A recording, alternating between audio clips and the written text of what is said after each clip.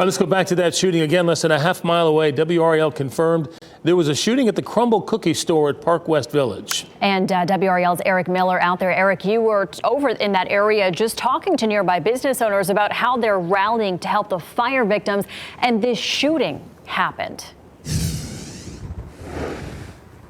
And Michelle, when these shots were fired, the folks right next door to the Crumbl cookies at Ruckus Pizza, Pasta and Spirits were busy trying to ferry food, ferry water, ferry supplies over to the victims of this fire. Instead, another breaking news scene popped up right next door. According to Morrisville police, this shooting happened right around 9:45. There is one suspect in custody. We're still working to learn that person's identity tonight. We also know there was a victim who had to be rushed to the hospital.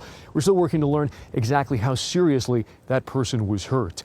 Now, we know that the manager here at the Ruckus, he was actually on his way back from the fire scene. We had just spoken to him moments before. He told us he heard the gunshots, walked up, saw the victim, went to check on that victim, then went back inside Ruckus. That's when the gunman actually walked in the door, and he and a bystander had to step up. Take a listen.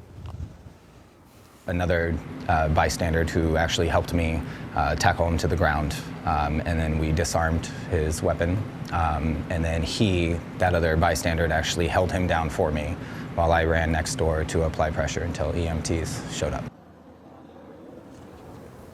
And nobody inside of the Ruckus was hurt, was injured. That's a miracle tonight. So many folks I've spoken with so thankful that they were okay, their fellow employees were okay. Still, there is that victim, that person who was shot here just outside of the Crumbl cookies. We're, again, working to learn how that person is doing tonight.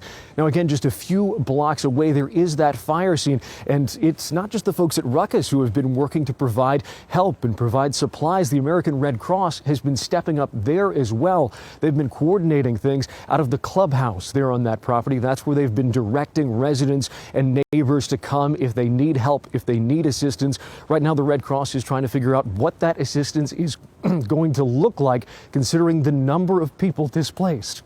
Take a listen. I think this is one of the worst fires I've seen in a very long time. It doesn't take away from it. We plan for the small fires. We plan for the large fires.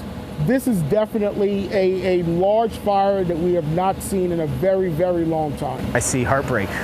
I see families who lost their belongings, everything like that. It's super sad. Father of two, owners have families as well. I mean, this is heartbreaking, and they need some help. So that's why we're here to do it. And again, we filmed that interview with Zeke Silva literally moments before he came back over here to this scene.